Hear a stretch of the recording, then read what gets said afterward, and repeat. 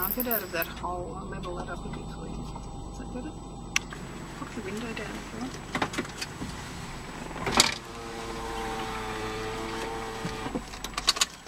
So things are always trying to expand their territory, and if they succeed, you'll end up with a little colony. And if there's a cat or something, they won't succeed.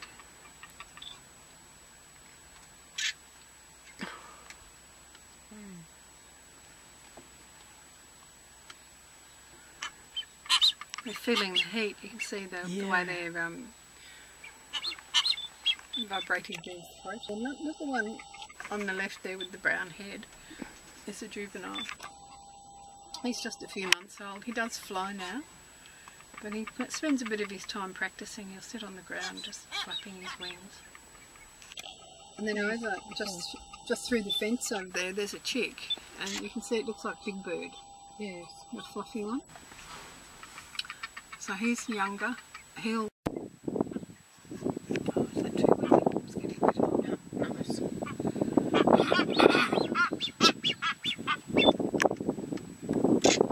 In the 1960s, a group of archaeologists came over to Norfolk, and they were finding fossils in the sand dunes down at Cemetery Bay.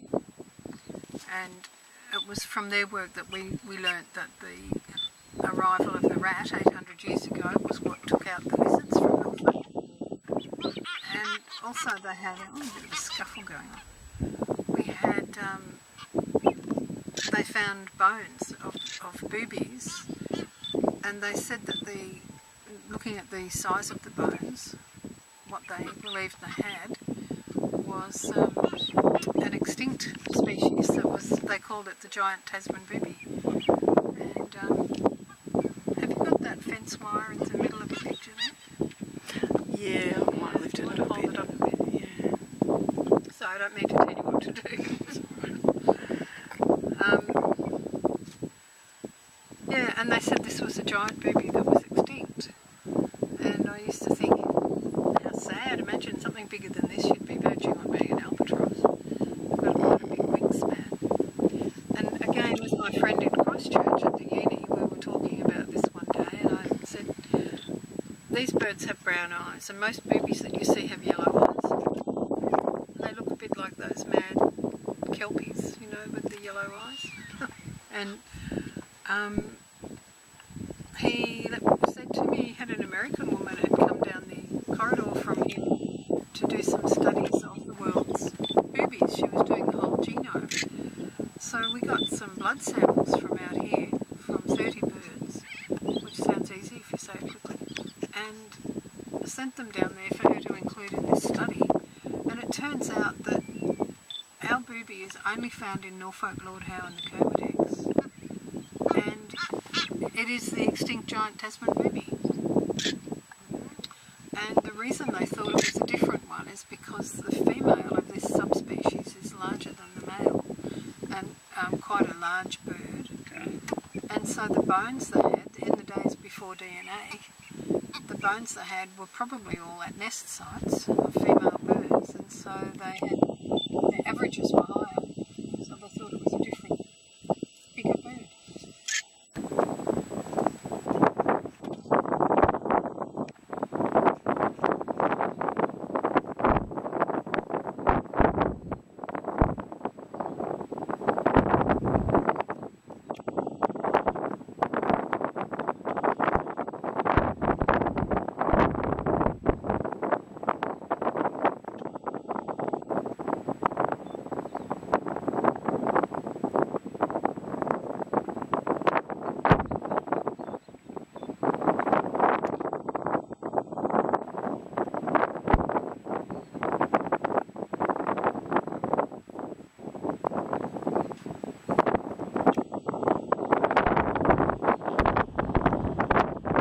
An emerald dove on the right just in front of us here, walking under the fence.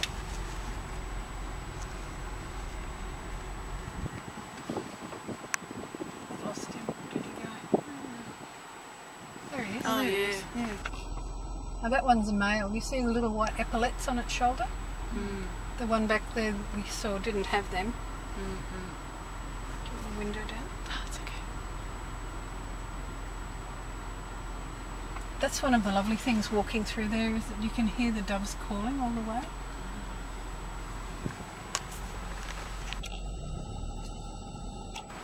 It seems to be a different habitat entirely, with different plants in there.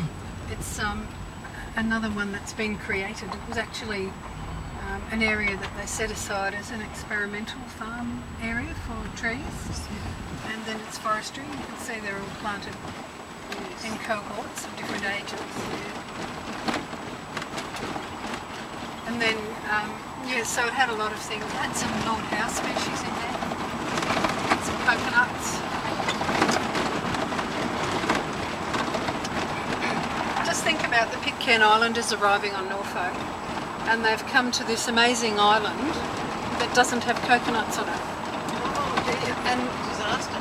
well, really, when you think of all the things you can do with a coconut, you know, they use the tree for their buildings, and the fronds for their thatched roofs. The shells are for everything, you know, cups and plates, Dishes, yes. all sorts of things. Not just bikini tops. Although it would have been really difficult for them to adjust to living without coconuts, I would think. Once they got here and they'd been given to believe that they were being given the island, then the Melanesian mission turned up with 1,000 acres of land given to them. And I think it was at that point that the first groups of people decided that they hadn't been given the true picture. They didn't trust anybody and they prefer to go back. And some of them didn't like leaving the family graves over there, because it's a very strong Polynesian thing. Dratted purple swamp hens there. Yes, there's a dratted swamp hen. Changed your view of them. Oh, they're actually aggressive omnivores, you know, and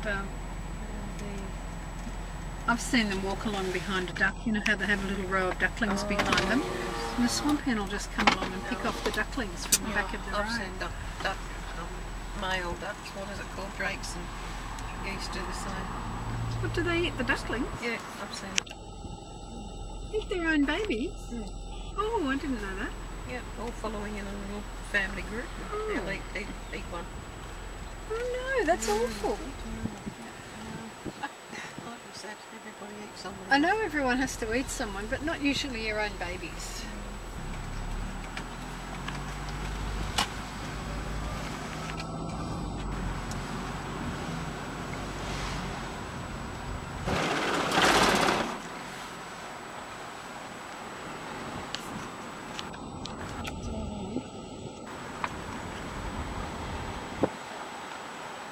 I was hoping to be down here and get a photo of my van coming ashore. The lighters are over against the Yeah, it's all happening. area, Peter. The lighters are over against the hull. Oh, oh. It's interesting. Have a look now. See? Oh, yeah. It's interesting, isn't it? Cargo will be craned in. It's reasonably flat there today for me. Craned into the Compared to what lighters. it's been. Look at the roll on the ship though. It's nearly empty. You can see how much of it's up out of the water. It must be nearly finished, I'd say. Yeah, the lighter cargo seems to be at this stage. Although there's a couple of big containers on board. They may not be for here. No, I see. But we're nearly finished. So I should get you back so you can grab some lunch and come down and watch it. Okay.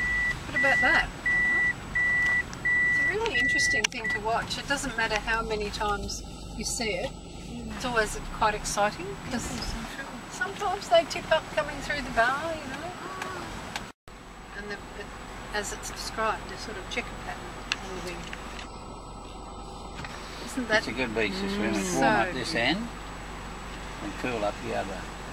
when you get into more deep water and where the it's flow's a bit coming deeper, around? but it's a bit more shade up there, I think. Yeah, And it's just because it's shallow on the sand, because it heats it up there. It's still quite nice. it's a beautiful beach. Lovely, yeah. Have you got Polaroid sunglasses? Yes. Yeah. You would, you're sailors, of Yeah. course. I just think it makes it even more beautiful when you've got Polaroids. Well, we've only got a little community where we are, and we get 40,000 on 40,000 what? Visitors tourists. in the summer. Wow. School holidays, can you imagine that? Can't Yeah. get in there. Well, we don't. Actually, January is when you most want to swim, and I don't come to the beach in January. Because all the visitors It's just are here. way too crowded. Yes. This is the week I wait for. Yes, that's right. First week after.